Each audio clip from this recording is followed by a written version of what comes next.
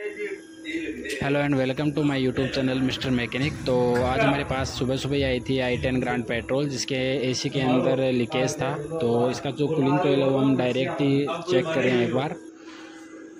Cooling कोयल के अंदर तो इसका कोई लीकेज है नहीं। तो हमने डाउट के अंदर जो इसका सक्शन पाइप है वो और इसका जो कंप्रेसर है वो हमारे डाउट के अंदर था। तो हमने इन दोनों चीज़ को बाहर निकाल लिया है।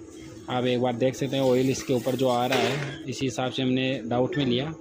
दोनों चीज़ों में हमने एयर प्रेशर डाल के इसका जो लीकेज है वो चेक कर रहे हैं। देखते हैं लीकेज हमें कहाँ मिलता है। इसका लीकेज है वो हमें इसके एसी के जो कंप्रेसर है उसके अंदर में मिल चुका है। जो इसका रिंग आता है, तो कंप्रेसर का रिंग है वो हम चेंज करते हैं और गाड़ी के अंदर वापस फिट करते हैं इस कंप्रेसर को।